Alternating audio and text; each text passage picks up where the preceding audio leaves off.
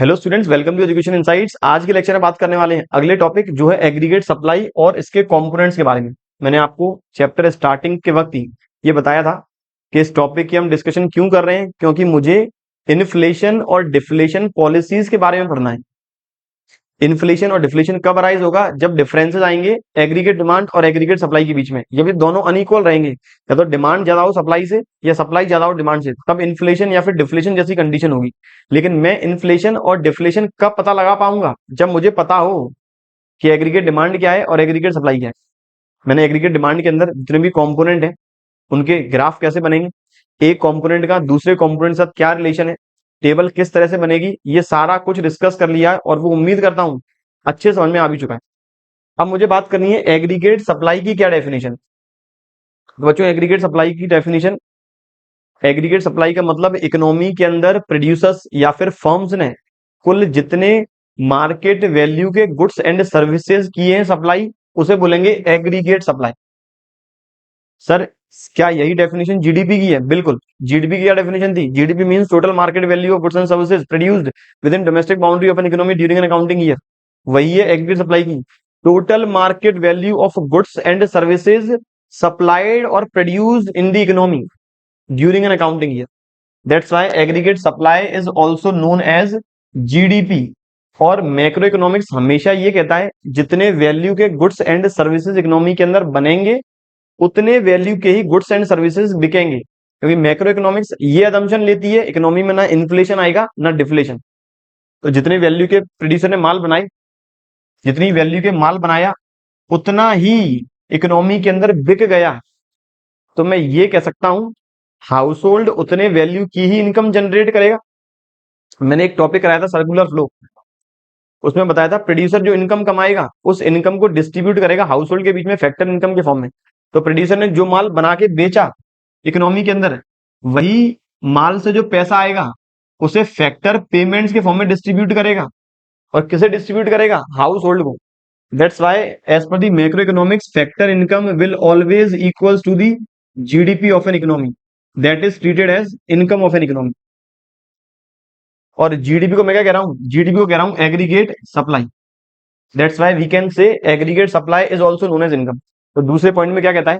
Aggregate supply is always equals to the income because total value of goods and services will be distributed as factor income between the households. ये हम बात कर रहे हैं तीसरी बार। ये मैंने नेशनल इनकम वाले में भी की थी शायद, इस वाले टॉपिक में भी कर रहे हैं। और जो बेसिक सबसे पहला वाला टॉपिक किया था बेसिक इंट्रोडक्शन ऑफ मैक्रो, वहां भी इसकी बात की मैंने। आगे कहता है फर्दर कि हाउस होल्ड जो इनकम कमा रहे हैं, इनकम दो पार्ट में डिवाइड है। या फिर आज जो भी मैं इनकम कमा रहा हूं, इनकम का दो ही पार्ट है। एक पार्ट जो मैं खर्च कर रहा हूं, दूसरा पार्ट जो मैं सेव कर रहा हूं। तो इनकम का क्या फॉर्मूला बन गया? इनकम का फॉर्मूला बन गया सी प्लस एस। और इनकम को ही एडी का नाम दिया गया है, सॉरी इनकम को ही एएस का नाम दिया गया है। तो एएस का फॉर्मूला क्या बन गया? C plus S. तो यहां से मेरा कंक्लूजन क्या आ गया कि एएस के दो कंपोनेंट हैं, कंजम्पशन और सेविंग। वापस रिवाइज कर दूं, रिपीट कर दूं, तो एग्रीगेट सप्लाई को इनकम का नाम दिया गया है। इनकम इसीलिए कह रहे हैं क्योंकि प्रोड्यूसर जो पैसा कमाएंगे वो फैक्टर इनकम के फॉर्म में डिस्ट्रीब्यूट करेंगे। और फैक्टर इनकम के फॉर्म में जो इनकम कमाई जाएगी वो कमाएगा हाउस होल्ड। हाउस होल्ड कुछ पार्ट करेगा खर्च, जिसे बोलेंगे कंजम्पशन, और कुछ पार्ट करेगा जिसे बोलेंगे सेविंग्स। कंजम्पशन की चर्चा पहले ही डीप में कर चुके हैं, जिसे डिनोट करते हैं सी से, और सेविंग डिनोट करेंगे एस से। सेविंग को डिनोट करेंगे एस से। यहां से मुझे यदि सेविंग्स की वैल्यू निकालनी है तो सेविंग का फॉर्मूला आएगा इनकम माइनस कंजम्पशन। जैसे मैंने कंजम्पशन की डेफिनेशन की बात की, वैसे ही सेविंग की क्या डेफिनेशन है?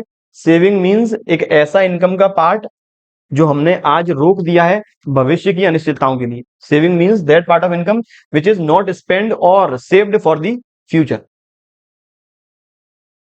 मैंने बच्चों जो कंजम्पशन फंक्शन है वो डिटेल में डिस्कस किया है, तो मुझे यहां पर कंजम्पशन फंक्शन वापस डिस्कस करने की रिक्वायरमेंट नहीं है। अब मैं बात करूंगा सेविंग फंक्शन की, सेविंग कर्व की और सेविंग स्केड्यूल की।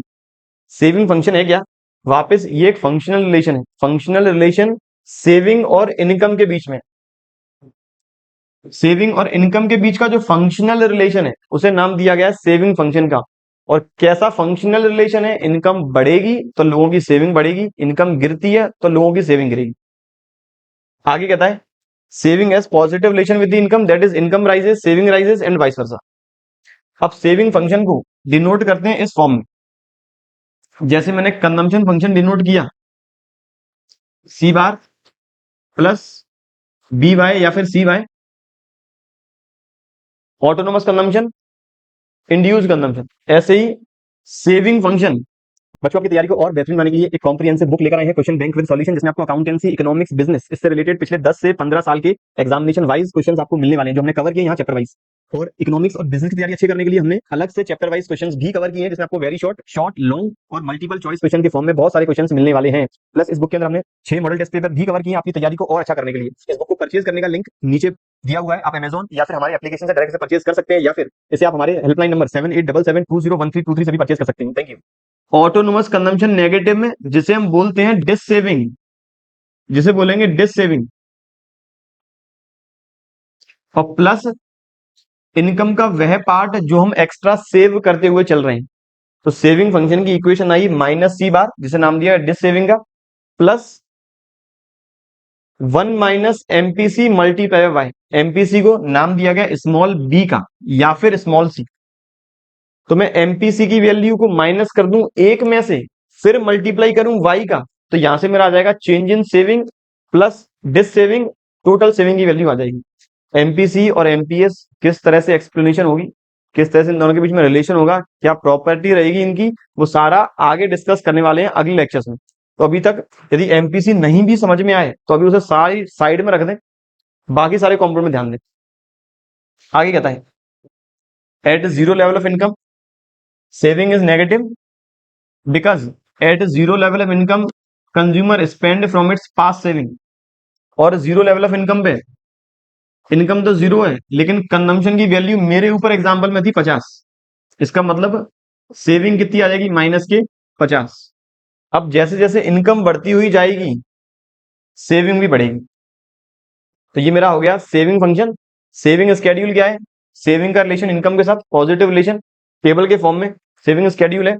सेविंग का रिलेशन इनकम के साथ कर्व के फॉर्म में, वो है सेविंग कर्व। यहां देख लेंगे टेबल जो मैंने ऊपर वाले एग्जाम्पल से ही बनाई। जब इनकम थी जीरो, इकोनॉमी में कुल खर्चा था 50, फिर 100 पे हो गया 125, फिर 200, फिर 275 और फिर 350। तो सेविंग सबसे पहले थी नेगेटिव 50। ये मेरा